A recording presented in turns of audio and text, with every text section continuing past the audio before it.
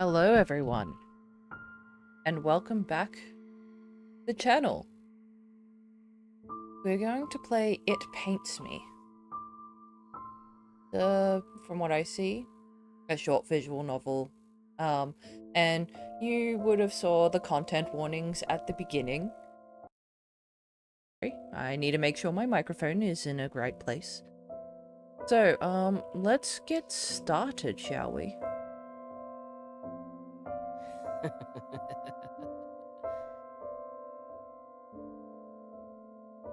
Every night I find myself alone in the studio. Curtains drawn tight. My neat row of paints, palette, and brushes in the same place on the drawer by the easel. The canvas upon it sits, as always unfinished, Marie's half-painted face frozen in silence.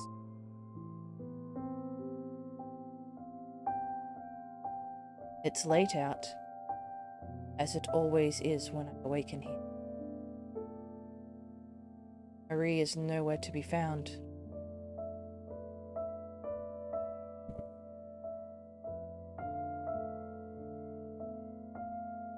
She must still be at the theatre. Even when the curtains fall and the stage lights dim, the night is forever young to its star sopranos. I would always wait outside her dressing room, roses in hand, scores of other bright-eyed admirers spilling through the halls, though she alone was mine. And I was hers.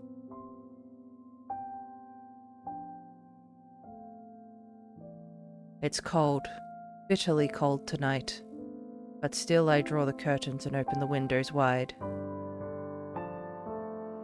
There's a stench in the room, deep and damp and sickly sweet, that I can't even seem to be rid of. Besides that, the fumes from the linseed oil make my head spin.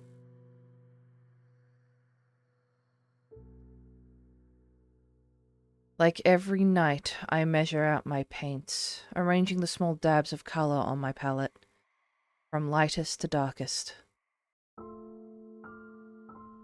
Titanium white, cadmium yellow, to corpse brown and lamp black. I wet my brush with oil and gently start mixing the pigments. It feels just a little bit like magic, watching them swirl and mix, forming new colors from old.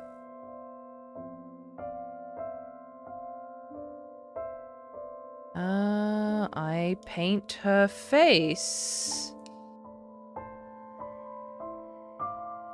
I mix a tone as warm as her cheeks as I envision Marie's sweet face in my mind's eye.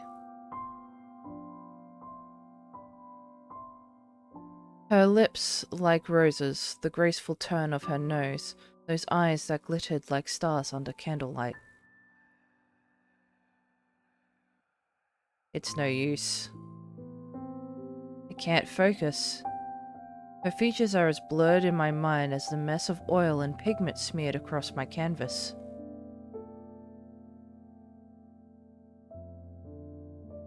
I sigh, scrape it off with a palette knife, and mix a deep blend of black and red for the background instead.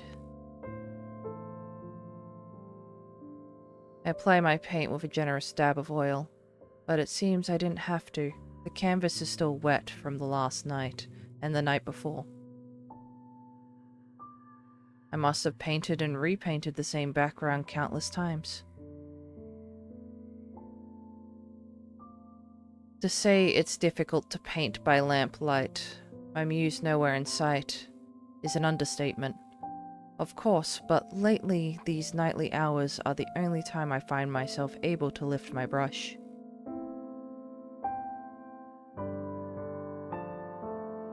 I stop every few strokes.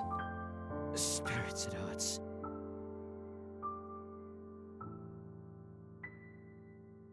I had joked that the pain that forced me away from the tailor's shop meant I could finally return to my paintings, at the very least. I was never any good at humor. Marie had sensed my worries, consoled me sweetly in her voice that could charm stone to life. Oh, Sam, don't worry. I have roles lined up for months. Go ahead and paint. We can still live comfortably. It hurt. A small part of it did. Beyond the physical, beyond the elements, to seek her permission. To be unable to care for my darling the way I had when we were young, brimming with talent, but crushingly unknown. Well, she had been. I was, and still am, nothing. But perhaps, finally, it would now be my turn to bring my vision to the world. If only it didn't hurt so damned much. Time passes, and I still don't manage more than a few strokes. A small patch of dark over an already wet canvas. Or perhaps time hasn't passed at all. The broken clock on the wall would suggest as much. Perhaps the seconds have lain still. The world outside unchanging, and I the only thing that moves. Have I moved? Is repeating the same brush strokes like a clockwork doll movement? I shiver and sigh. Perhaps sleep would be a better endeavor. Perhaps the next night will meet more success. I stand, setting aside my paints and palette, and slowly move to shut the windows. I stop. There, out in the front garden, barely lit by a street lamp, stands a figure that can only be Marie. He bids goodbye to another figure, tall and broad-shouldered. And then she laughs, a beautiful laugh, a heartfelt laugh, and embraces him before he makes his reluctant exit on a carriage stopped by the gate.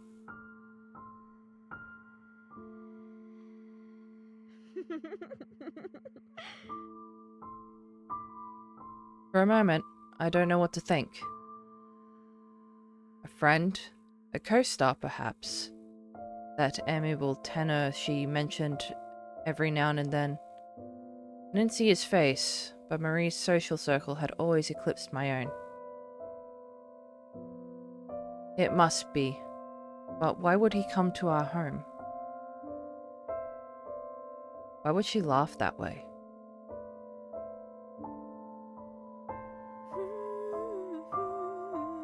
In the garden, in the midst of walking to the front door, humming to herself, Marie suddenly looks up for a moment. Her eyes go wide, and she blinks as if shaking herself from a daze. I instinctively step back from the windows. Perhaps it's guilt that makes me do so. Marie is finally home, and oh, I've missed her so. How could the first thing I think upon seeing my darling be the worst thoughts my mind could conjure? For the first time in many, many nights, I feel just well enough to leave the studio. I'll prepare Marie a pot of her favorite chamomile tea. I'll listen as she tells me of the nights, the theater, the thousand small and anecdotes she never runs out of. And maybe, just maybe, ask her again to sit for a portrait for me. Like she used to.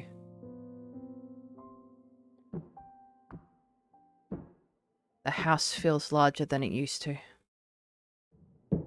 Perhaps I was shut in the studio too long still. How could I so quickly become a stranger to my own home? The memories are fuzzy. The years blur together like a wash of oil colours. My mother and I, carrying our sparse luggage, stepping inside for the first time. My stepfather, laughing, his elbows on the breakfast table, chattering over something he'd read in the paper.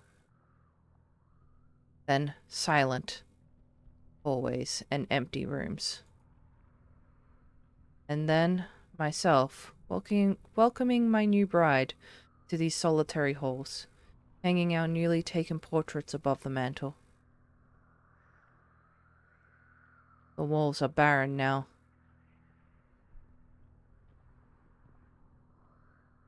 I feel the walls in the dark, leaving sticky trails of paint behind, tracing the places where I used to hang.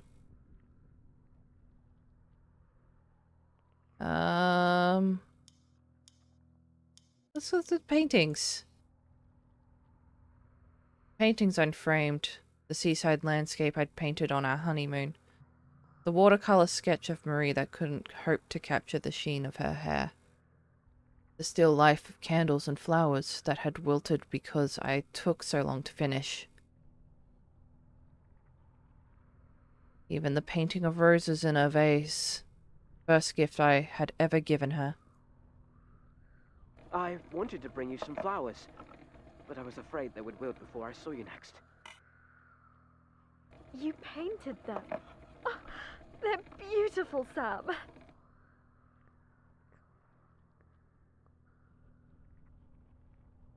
The naked walls stare blankly at me. Confused, but with nowhere else to go, I continue through the house. As I walk, I pass the furniture my stepfather left me, the shelves and tables that always seemed so large and grand as a boy, now missing or mantled in thick white linen. They reminded me of corpses on a hospital table, lying dead still, covered in sheets. Marie. I try to call out, but phlegm blocks my throat. I cough, long and drawn and wet, and then once more attempt to voice her name. Marie. It slicks off my tongue like a serpent uncoiling. I had always loved her name, so tender and sweet, free of harsh syllables. Marie. It was a name like an impressionist fleur, painted in soft strokes with a fine oil brush. It was the greatest joy in the world, to join my name to hers. Silence fills the halls, a long drawn-out silence, a held breath. Finally, my darling answers. Sam. Is this a dream? I cough again, another long wet trail dripping from my lips. Is it a good dream, darling? I don't know. It feels like a nightmare. An awful, wretched nightmare.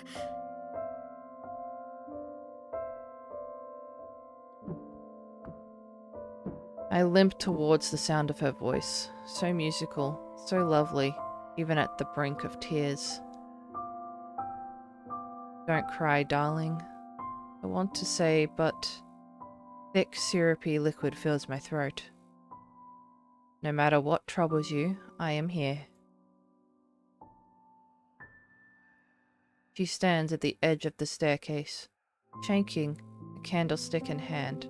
The steps are sticky and wet. I inch carefully, practically at a crawl, not to slip. My darling lifts the candle as I approach. In the dark of the house, its flickering flame almost blinds me.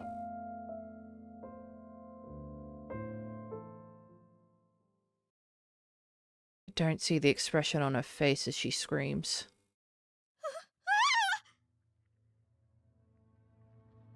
Did our protagonist Where are you, my darling? Did Sam just die?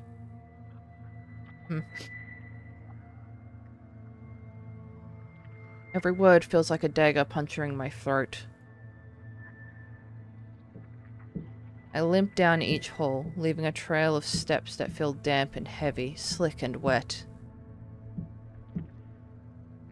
I try the door to our bedroom. No, Marie's room. I'd started sleeping in the spare one when my coughing fits would wake her in the night. It was cold, so cold. Alone, but my darling needed her rest.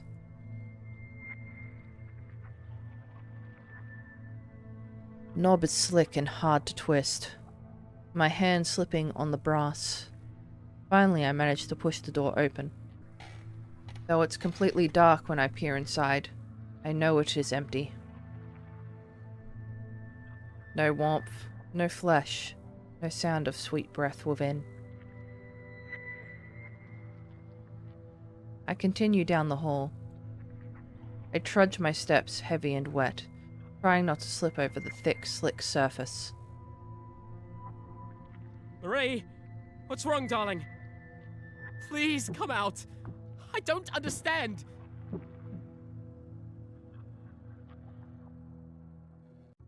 The dining room is empty, truly empty. The shelves where the china and silverware were once neatly stacked now gape. Hollow. The walnut table is covered in a thick white sheet, the matching set of chairs removed. I rest against the blanketed table. My hand leaves a ruddy smear against the sheet. It must be more paint, though it's hard to make out in the dark. I needed spectacles for quite some time, but Marie had never liked the bookish type. I continue on through the familiar yet unfamiliar house, my steps strained and slow, my breath short, sticky, wet. Marie, where are you?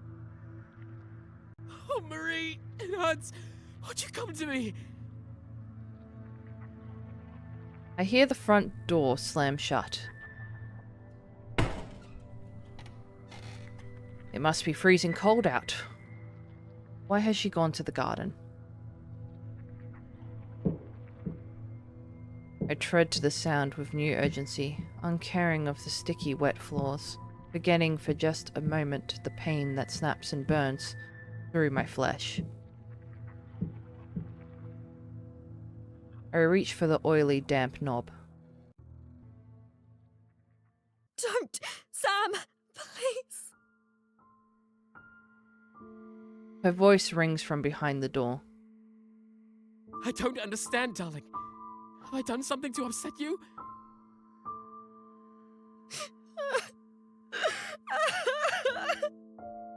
Her sobs echo loudly. I never thought an ugly sound could come from my darling's lips. But her words. I love you, Sam. I always will. But I can't bear to see you like this.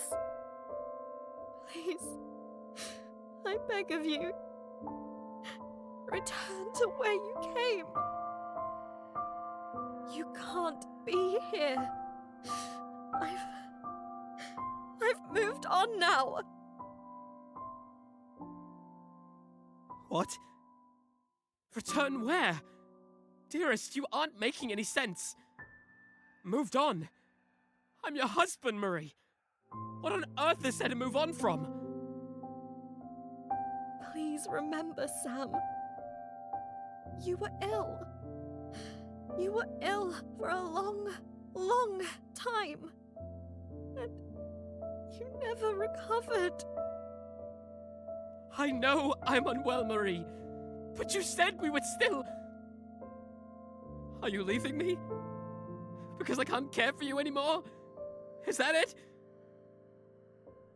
You left me. You're dead, Sam. I kind of figured. You've been dead for more than a year.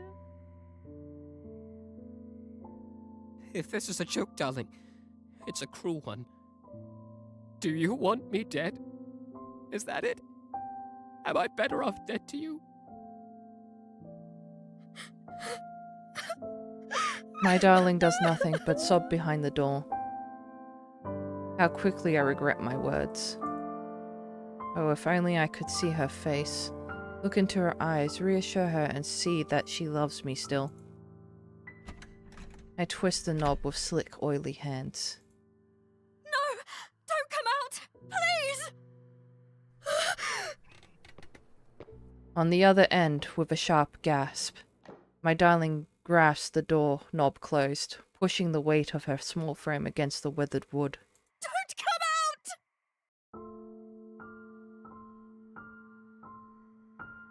out! Like, I'm pretty sure Seb is in fact dead. You gotta let her go, man. You gotta let her go. You can't, you need to move on. I let go of the door, my hand slinking off its oily surface. Forgive me, Marie. I can see that you don't want to speak to me right now. But whenever you do, whatever this is about, I'll be waiting in the studio.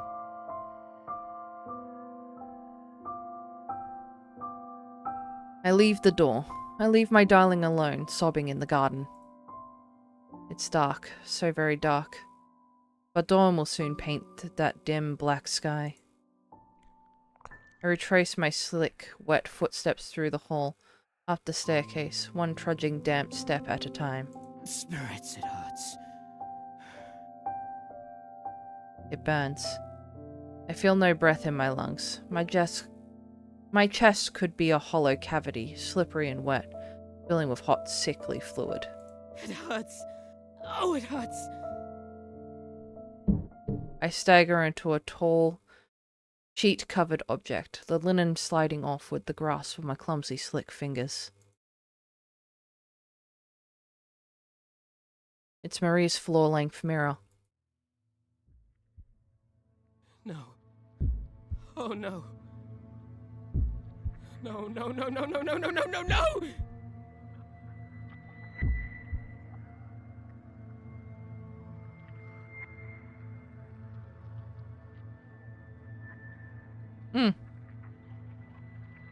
Lovely. Yeah, you're gone, man. You're gone.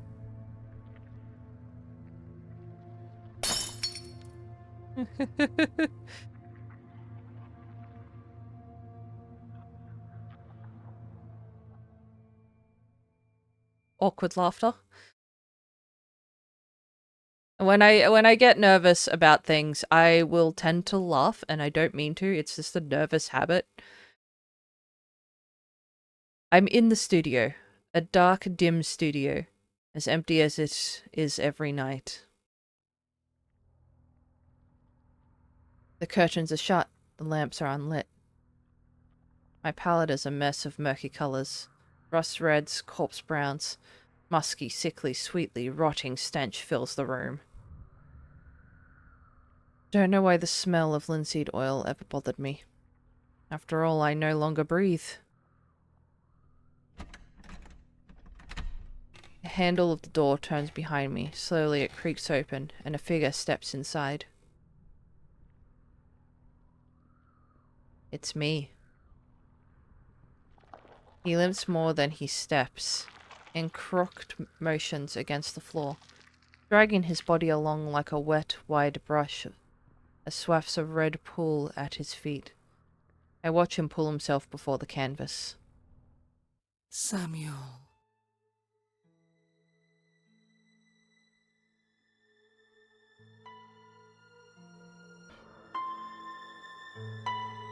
He speaks in my mother's voice, a tone that could swell with warmth or derision, command or dependency, pride or disappointment, in a moment's notice.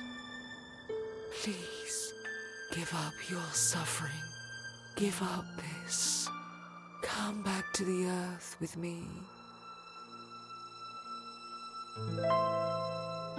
My hands are too slick to hold my brush.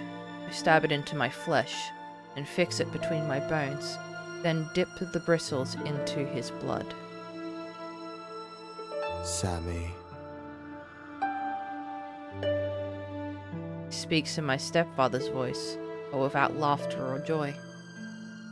In the same cadence, I imagined him taking his last breath, crimson staining his uniform, the dog tags cold around his neck. Don't suffer anymore, Sam. You are nothing already. Forget your pain. Return to the void with us. My brush is drying. I plunge it into his chest, wet it with his oily breath. Sam? He speaks with my voice, hoarse and raspy and tired, so very, very tired. This won't make you worthy of love. Not the world's, not Marie's, not your friends or peers or critics. Come back to our grave. End our suffering. You know I don't do this for love. I clean my brush with the paint thinner, knocking over the jar as it spills across the drawer, and onto the wet, soaken floor. I dry the bristles on my worn, rotting shirt, then soak it in the thick, white mucus of his tears. My words are only partially true, just as his words are not fully wrong. Neither my rotting corpse nor the memory of what once was Sam will gain a thing from this toil. I paint the hours away, or perhaps take no time at all. The clock on the wall never turns its hands, suggesting that the world lies still. The seconds never pass, and I am the only thing that moves within it. It hurts. Oh, it hurts. Heavy, syrupy tears flood my vision.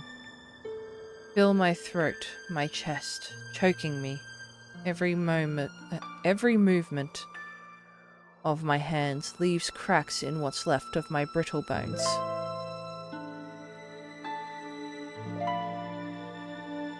He stares at me, all the while silent, still like a mirror. If I loved him, I would stop. I would crawl to my grave like he wishes. But I love this more than I love myself. I birth him from within me. As I create, so too am I born. And he and I are beautiful.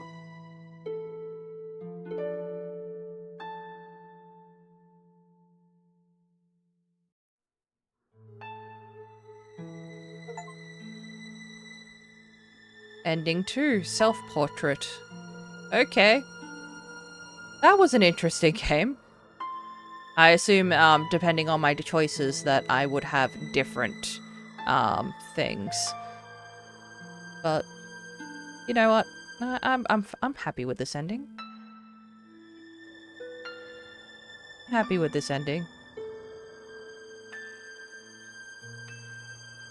I think it's a very short visual novel, but I enjoyed this a lot.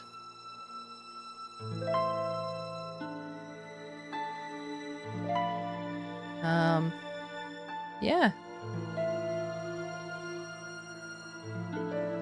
The art is very, like, unique in, like, what I've seen in visual novels. So, yeah, I very much enjoyed this one. Thank you guys for joining me. And I'll see you in the next video. Take care of yourselves and have a lovely day. Bye.